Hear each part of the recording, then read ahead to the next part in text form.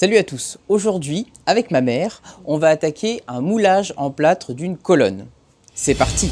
Nous, c'est Alex et Diono. On voyage à travers le monde afin de chercher l'inspiration pour créer des décors dans notre maison qui est devenue un lieu de fête et de tournage que vous pouvez louer.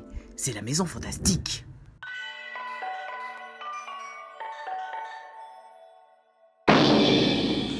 On pose le support en bois. Comme vous voyez, ma mère est en train de retirer les différents morceaux qui sont restés sur le support en bois pour éviter qu'il y ait des différences de niveau dans le moulage. Dis-moi Alex, il est vraiment dégueulasse ton support en bois. Bah oui, sous l'effet de l'humidité du plâtre, le bois, ça moisit. Je vais repasser à ma mère donc les différents morceaux du moule. Moule qui a été imprimé en 3D après avoir été conçu par le brillantissime Diono à l'œil malicieux, puis assemblé et résiné par mes soins. Pour en savoir plus sur la création des colonnes en 3D, rendez-vous sur le compte Twitch de la Maison Fantastique. Comme vous pouvez voir, on a numéroté pour ne pas faire d'erreur dans le remontage. On a même mis des flèches pour Le sens et les numéros. voilà, pour ne pas avoir à se tromper. Le temps ne fait rien à l'affaire. Quand on est con, on est con. Donc une fois qu'on a positionné chacun des blocs qui ont été imprimés en 3D, on vient déposer de la vaseline sur les endroits qui dépassent, comme celui-là, qui va servir aux fixations futures, et celui-là, donc au niveau des pieds des colonnes. La vaseline va avoir pour effet de faciliter toujours le démoulage au niveau de ces zones. Donc là, on va scotcher chacune des extrémités pour arrêter le plâtre au moment où on va l'étaler. On va venir appliquer le film alimentaire. Ouh, mais quelle extase! Très important, avant d'appliquer le film alimentaire, il ne faut pas oublier de mouiller l'intégralité des différents blocs de plastique pour faciliter l'adhérence du film alimentaire. Bon allez maman, presse-toi là! Bah écoute, si je me presse pas, tu vas me faire quoi?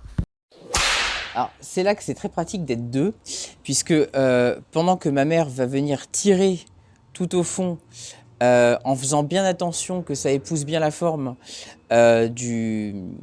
du bas de la tête de colonne. Donc moi je vais venir dérouler. On a également mouillé les bords du moule pour faciliter l'adhérence. Ouais, t'as conscience que tout le monde s'en fout? Une fois qu'on a fini de poser le film alimentaire, on va venir couler une première couche de plâtre. Comme le plâtre est quelque chose de très salissant et qui assèche beaucoup les mains, on recommande le port des gants. Ah, tu fais super bien les gants. Nous, on utilise de préférence une petite bassine en plastique, style Tupperware, pour couler le plâtre. L'idée est de mettre des quantités de plâtre très très petites. Au début, on mettait des grosses quantités de plâtre, et en fait, le plâtre sèche tellement vite que ça ne sert à rien de viser la grosse quantité. Pour mesurer la quantité d'eau nécessaire, l'idée c'est de partir sur 1,5 cm de fond de Tupperware. C'est lent. Voilà, ça donne ça, pas plus. Donc on dépose du plâtre. Du plâtre, molde à 3, 25 kg, 24 € le sachet. Et puis on va venir remuer avec ses mains jusqu'à ce qu'on obtienne une pâte qui soit ni trop liquide, ni trop solide, puisque ça sèche hyper vite. Merci. De rien. Donc là on voit que le plâtre était effectivement déjà assez liquide, donc le fait de remettre un petit peu de plâtre, ça va permettre d'arriver à la consistance optimale. Après, il y a la fibre de verre qu'on va venir déposer dans la préparation. La fibre de verre qui a cette fonction un peu étrange de plastifier le plâtre. En tout cas, c'est l'impression que nous donne en termes de rendu. En termes de quantité, l'idée c'est d'avoir une quantité qui rentre dans la main, une vraie poignée. Il faut parvenir à avoir le moins de bulles possible et le moins de grumeaux possible. Donc là, on n'y est pas encore au niveau de la dose de plâtre. Ah, faut vraiment tout faire soi-même, hein. Tu te fous de moi là. Ce qui est très important à retenir quand on fait du moulage, c'est de ne surtout pas se presser. Il faut prendre son temps et s'assurer que les consistances sont exactes pour éviter que le plâtre final se casse, se brise et que les quantités ne soient pas respectées. Là, on commence à avoir quelque chose d'intéressant. Encore quelques grumeaux. En position soldat. Donc moi, je fais les dépôts pendant que ma mère vient longer tous les bords du moulage pour que la forme finale elle soit satisfaisante. L'idée est d'avoir quelque chose le plus lisse possible. Tensionnaire. Donc là, on va commencer à remonter sur les bords.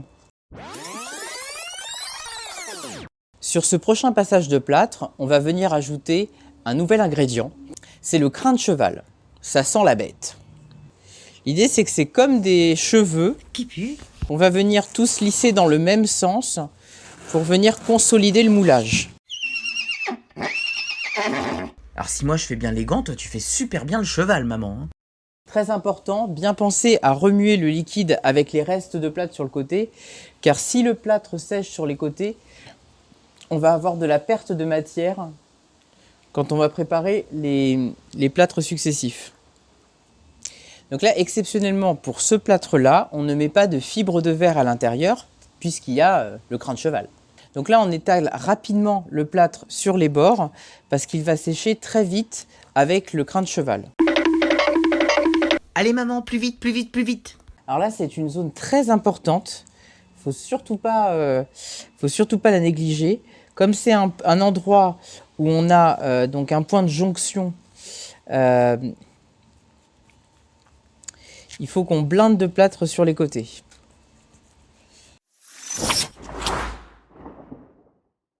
Donc là, on arrive à l'étape cruciale où on va réaliser En fait, le rebord. ce qu'on appelle aussi les dunes. Et pourquoi on l'appelle les dunes ou alors le muret? C'est parce que ça doit faire l'épaisseur d'un muret, comme un muret de placoplate de BA13. Donc ça veut dire 1,5 cm ou 2 cm maxi sur les rebords. Ce plâtre-là doit être un petit peu plus solide que les précédents, vu qu'il va falloir qu'on le travaille un petit peu comme de la pâte à modeler avec une technique très précise. Donc là, on va appliquer la fibre de verre à l'intérieur du plâtre. La fibre de verre a une réaction un petit peu particulière, c'est que dès qu'on commence à la mettre dans le plâtre sèche encore plus vite. Donc là, on observe le plâtre en train de se solidifier et on essaye d'avoir un rendu qui va être travaillable. Et là, donc, on applique cette fameuse méthode où on met les mains en perpendiculaire l'une à l'autre pour appliquer les gros tas de plâtre. Et on obtient le petit muret.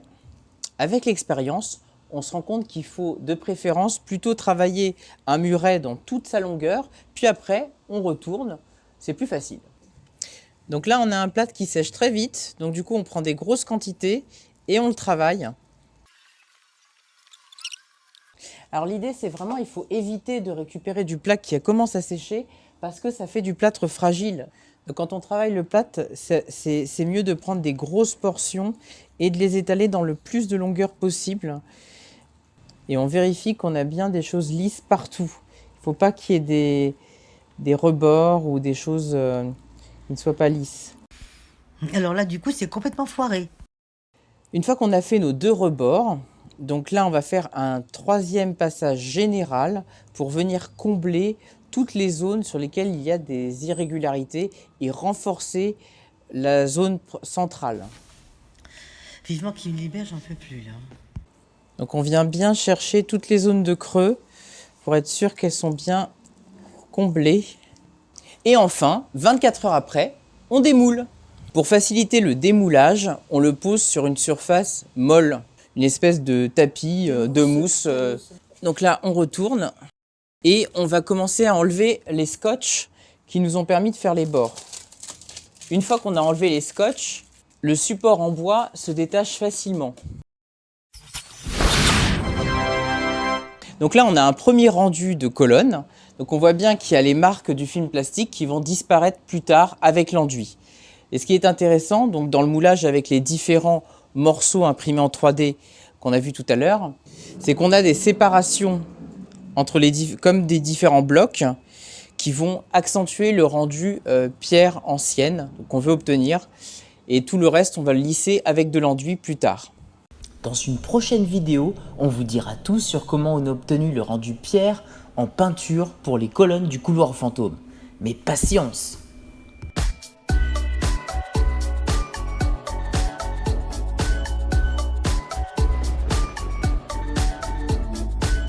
Si vous cherchez une maison hantée et festive pour un événement privé, rendez-vous sur WePeps à l'adresse suivante.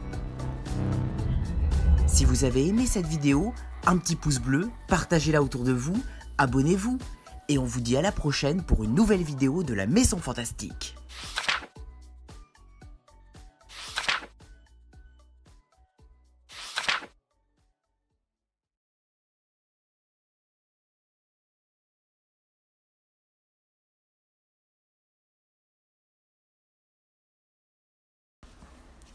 Vous remarquerez le changement de plan hyper efficace, de la tête qui tourne en direction d'une caméra qui ne filme pas sa tête.